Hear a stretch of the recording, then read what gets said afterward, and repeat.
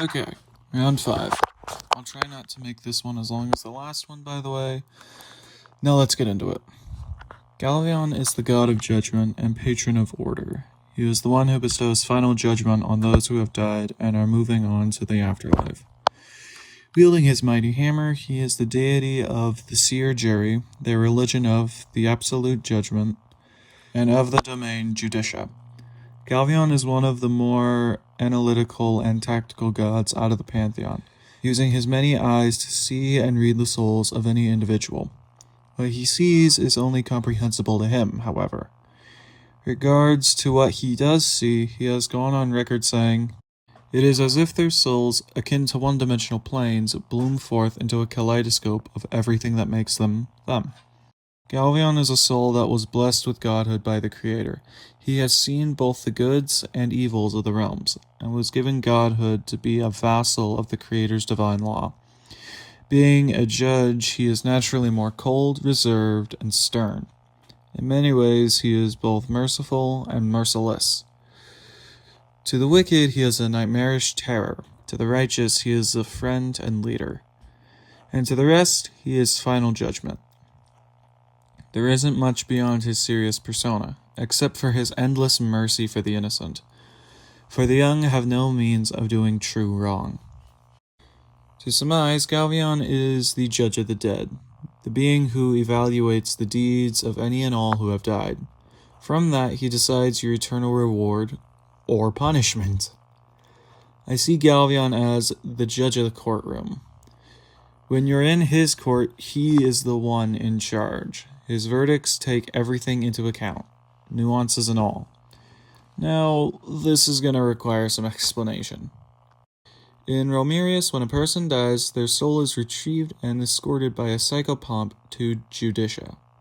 From there, they have an audience with him to judge their deeds and soul, inside and out, to determine which afterlife they deserve to go to. This typically means one of the other domains of the other gods. For example, if you were a person with a lot of love in their heart and followed that, then Galveon would consider putting you in Venus's domain as your afterlife. Despite how it may appear, your verdict isn't set in stone. You can converse/debate with Galveon on your own behalf. While this often leads to a neutral dialogue between the recently deceased and Galleon, sometimes it doesn't go well. How I imagine Galveon would behave/act in a fight is very simple. He has a giant hammer and the strength to use it. To put it simply, Galveon is physically the strongest out of the gods. In fact, I imagine him swinging his hammer around as if it was made of plastic or filled with air, aka really easily. But just because it looks light doesn't mean it is.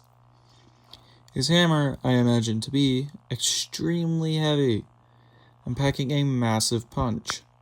I tend to picture the ground cracking whenever Galveon sets it down, or entire chunks of wall or rock crumbling if struck by it. Basically, in Galveon's hands, it's a wrecking ball waiting to destroy whatever it touches. Despite being a more mystical god, he doesn't have a ton of magical power. He sort of walks a middle road between a powerful mage and a weak magic user. The magic he does have is more supportive/defensive. Think of things like healing magic, buffing his weapon, or a simple great shield. However, I don't picture him taking fights too seriously.